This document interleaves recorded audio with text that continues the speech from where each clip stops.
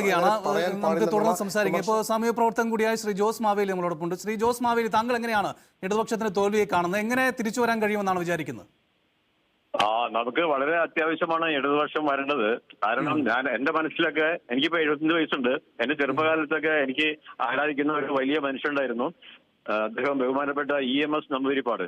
EMS Namboodiripad എത്ര മാതൃകപരമായിട്ട് ഇവിടുത്തെ മുഖ്യമന്ത്രി സ്ഥാനം ഏറ്റെടുത്തപ്പോൾ എത്ര നല്ല ഭരണമാണ് നടത്തിയത്. എത്രയോ പാവപ്പെട്ട ജനങ്ങൾക്കാണ് നല്ല ജീവിതം ലഭിച്ചത്. പാവങ്ങളുടെ കണ്ണിലുണ്ണിയായി അദ്ദേഹം നിരവധി കാര്യങ്ങൾ ചെയ്തു. അങ്ങനെയാണ് CPM അല്ലെങ്കിൽ കമ്മ്യൂണിസ്റ്റ് പ്രസ്ഥാനം ഇവിടെ വളർന്നത്. ഞാനൊക്കെ അതിൽ വളരെ ആകർഷകരായി. ഞാൻ കറുകുറ്റി പഞ്ചായത്തിന്റെ വൈസ് പ്രസിഡന്റ് ആയിരുന്നു ഇടതുപക്ഷത്തിന്റെ സ്ഥാനാർത്ഥിയായിട്ട്. അങ്ങനെ അത്രയ്ക്ക് നല്ല കാര്യങ്ങൾ ചെയ്തുകൊണ്ടിരുന്ന ആ പ്രസ്ഥാനത്ത് ഇപ്പോൾ പിണറായി വിജയൻ എന്ന സഖാവ് വന്നപ്പോൾ അദ്ദേഹത്തിന് ചികിത്സയ്ക്ക് അമേരിക്കയിലേക്ക് പോവുക, എന്താ പറയാ, ദാർഷ്ട്യം കാണിക്കുക, ധിക്കാരം കാണിക്കുക, അഹങ്കാരം കാണിക്കുക, 10-12 വാഹനങ്ങളിലൂടെ പുറത്തേക്ക് ഇറങ്ങാൻ പറ്റുള്ളൂ എന്നൊക്കെ ചിന്തിക്കുന്ന ഒരു നേതാവ് എന്ന് പറയുമ്പോൾ, അതേസമയം EMS നമ്പൂതിരിപ്പാടിനുള്ള ആൾക്കാരാണ് നമുക്ക് വേണ്ടത്. അതിന് വേണ്ട ആൾക്കാർ നമ്മുടെ നാട്ടിലുണ്ട്, നമ്മുടെ രാജ്യത്ത്, നമ്മുടെ കേരളത്തിലുണ്ട്. അവരൊന്നും ഇവരാരും വളർത്തിക്കൊണ്ടുവരുന്നില്ല.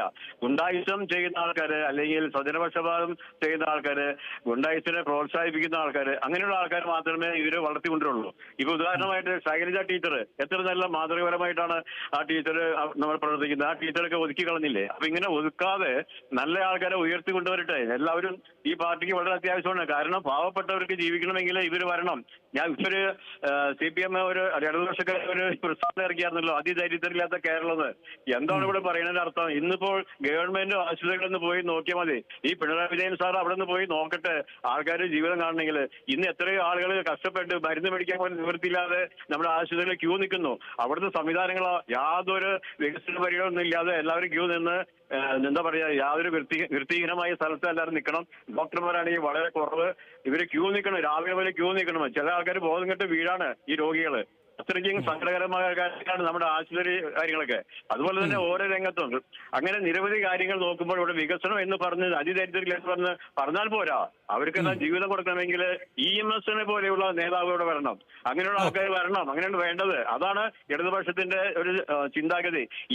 ഇപ്പോഴത്തെ ആൾക്കാരെ ഗുണ്ടായുസം വളർത്തുക, എന്താ പറയാ, ഈ പോലീസിന്റെ മേത്തൊക്കെ തേറി തള്ളുക, SFIനൊക്കെ വളർത്തിക്കൊണ്ടുവരിക, അവിടെ ഗുണ്ടായുസം വളർത്തുക, കത്തിക്കുത്തുന്ന ആൾക്കാരൊക്കെ, അല്ലെങ്കിൽ കത്തിക്കുത്തും കടായിട്ടുമായിട്ട് നടക്കുന്ന ആൾക്കാരെ കൊണ്ടുവരിക, അവർക്ക് പ്രോത്സാഹനം കൊടുക്കുക. അപ്പൊ ഗുണ്ടായുസം നടന്നവർക്ക് പിണറായി സഖാവ് കണ്ടില്ലേ ആലപ്പുഴ നടത്തിയ എന്താ സംഭവം? അത് ന്യായീകരിക്കല്ലേ? ഞങ്ങൾ ആരും ഒന്നും ചെയ്തിട്ടില്ല, അവരെ രക്ഷിച്ചെന്ന് പറയണത്, തല്ലി ചതച്ചിട്ട്. അപ്പൊ ഈ വക ഇത് ജനങ്ങൾ പോലെ കാണാനല്ല വീഡിയോ ഒക്കെ. പണ്ടൊക്കെയാണ് ഇവനെ നുണ പറയാൻ പറ്റും. ഇപ്പൊ നുണ പറയാൻ പറ്റുമോ?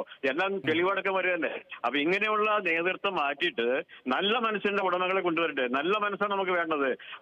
മറ്റുള്ളവർക്ക് ജീവിതം നൽകണം, എല്ലാവരും ജീവിപ്പിക്കാൻ, എല്ലാവർക്കും സന്തോഷകരമായി ജീവിക്കണം. അങ്ങനെ ഒരു ഇടുങ്ങിയ മനസ്സിൽ മാറ്റിയിട്ട് EMS പോലുള്ള, ഞാൻ ഇപ്പോഴും EMS കുറിച്ച് പറയുന്നത്, ഇനിയെങ്കിലും ഒരാളങ്ങനെ വരട്ടെ, ഇടതുപക്ഷത്തിന് ഒരാൾ ഒരു ചുക്കം പിടിച്ച് വരട്ടെ. അതാണ് ഞാൻ പറയുന്നത്.